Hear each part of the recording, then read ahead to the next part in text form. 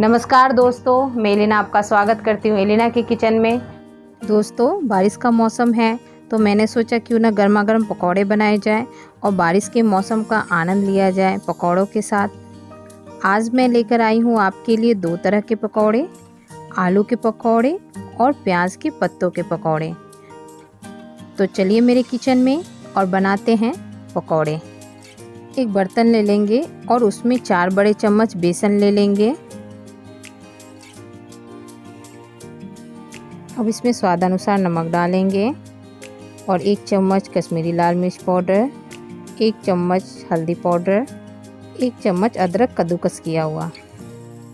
अब हम इन सबको मिक्स कर लेंगे और इसमें पानी डालकर इसका अच्छा सा पेस्ट बना लेंगे।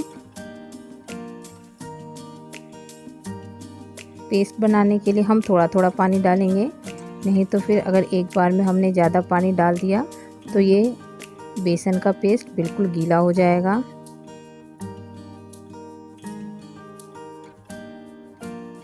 आप देख सकते हैं बेसन का पेस्ट रेडी हो चुका है। मैंने एक बड़ा आलू लिया है और उसको छील के उसको इस तरह स्लाइस में काट लिया है। अब हम इसको बेसन के पेस्ट में डालेंगे और अच्छे से मिक्स करेंगे। आलू के पकौड़े के लिए सामग्री रेडी हो चुका है। अब हम कढ़ाई चढ़ा लेंगे और उसको गर्म होने देंगे और जब वो गर्म हो जाए तब हम उसमें रिफाइंड ऑयल डालेंगे।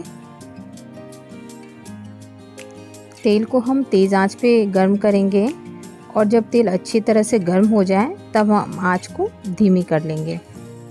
तेल गर्म हो चुका है। अब हम इसमें बेसन में लिपटे हुए आलू को एक एक करके इसमें डालेंगे। आप जब भी पकौड़े बनाएं आलू को इसी प्रकार एक एक करके डालें। अगर एक साथ डालेंगे तो सब एक दूसरे में चिपक जाएंगे। पकौड़ों को हम धीमी आंच पे तलेंगे। अगर हमने तेज़ आंच पे तला तो फिर ये जल जाएंगे और फिर इसका टेस्ट भी बिगड़ जाएगा। पकौड़े रेडी हो चुके हैं। चलिए अब हम इस सबको निकाल लेते हैं।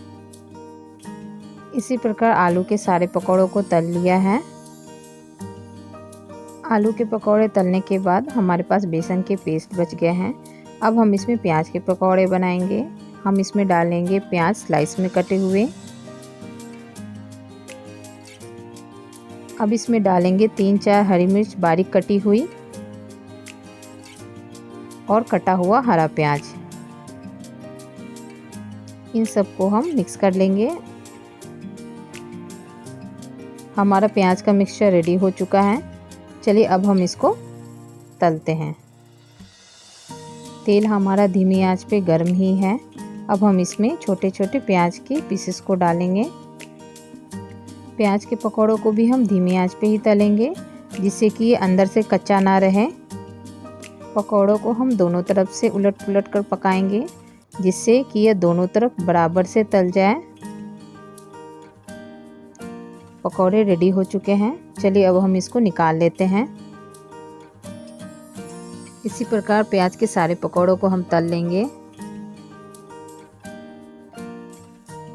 देखिए दोस्तों, आलू के पकौड़े और प्याज के पकौड़े कितने अच्छे बने हैं। मैं इसे हरी चटनी के साथ सर्व कर रही हूँ। हरी चटनी की रेसिपी की आप मेरे डिस्क्रिप्शन बॉक्स में देख सकते हैं। देखिए दोस्तों, ये पकौड़े कितने क्रिस्पी बने हैं, आप देख सकते हैं। चलिए अब हम इसको टेस्ट करके देखते हैं। आलू के पकौड़े को भी हम टेस्ट कर लेते हैं।